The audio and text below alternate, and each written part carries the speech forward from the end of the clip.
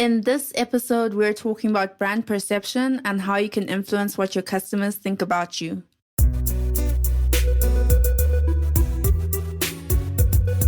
Welcome to the Creative podcast, where you get business tips for your creative hustle and learn how to use marketing and branding to help you create and grow an authentic brand with me, your host, Anesu Chikumba.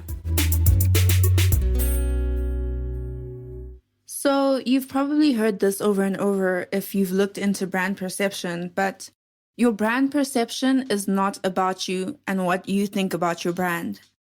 It's what your customers think about your brand that actually matters more. Brand perception is something that we as business owners can influence, but it really is owned by customers. What people are saying about your brand is your brand perception. And what people are thinking and saying about your brand may not be what your brand is about. Let me say that again.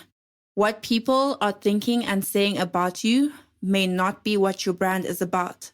So knowing your current brand perception will help you close the gap between the two. That's if there is a gap, right? So in the past, I've done some freelance work and agencies would outsource some of the digital marketing work to me.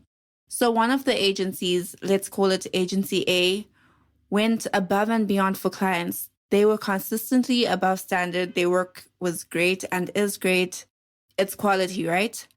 Their cards and banners were all international standards. And I mean, you probably think, okay, they're a marketing firm, so that should apply. But if you are in Zim, then you know that actually doesn't always apply, right? The agency presented themselves as international, as though they were the best and as though they were the ones to look at when looking for standards. So you would actually think that they were the best. You would have thought that they had a top-notch creative director, senior and junior designers, developers, many employees, assistants to the assistants, and everything that you'd actually expect from a big marketing agency. But to be honest, the team had about 5 people and they outsourced some of their work. This agency influenced how people thought of them by choosing how to present themselves to the industry and to their target market. So if you've noticed that what your customers think about isn't what your brand is actually about, a good place to start with is by thinking about the different ways your customers interact with your brand. This is something I tend to do with clients. We sit down and we map this out, seeing which touch points we need to tweak, create, or improve, and how we can influence the customer experience. This is so that it aligns with everything else in the business. It takes quite a bit of time, and honestly, it shows who's ready to do the work versus who wants a quick fix, right? Being intentional at each point that customers interact with your business is very important. And going back to the example of Agency A, if they had taken it as, okay, we have a core team of 5 people, so, let's be a small business and act like a small business and not try and have, such high standards, then we would think of it as that, right? As a small firm, probably doubt them a little or even think that they were overvaluing their services price-wise.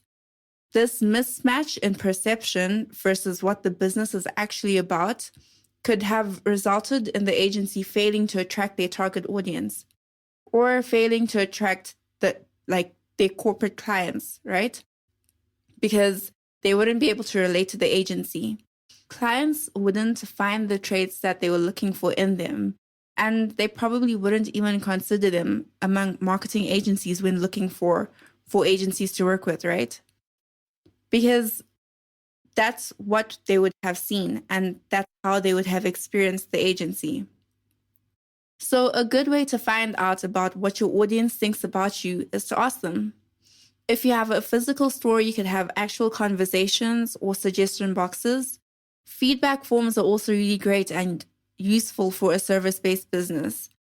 If you go this route, just make sure it takes 5 minutes or less to fill it in, or they might not get to the end. I found that people generally tend to want to share their experiences, especially if you let them know that you want to improve your services and that could actually benefit them in the future. Once you know what they think of your brand, you can start to make changes accordingly. So I'm curious to know, when was the last time you asked your customers for feedback, and Was what they thought about you in line with what you really are about? You can DM me on Instagram. I would love to hear your experience. So friends, thank you for listening to this podcast. Please leave a review and make sure you subscribe so you don't miss any new episodes. Also, if you would like more information or would like to work with me, head on over to my website, www.thecreatedcreative.com. Until next time.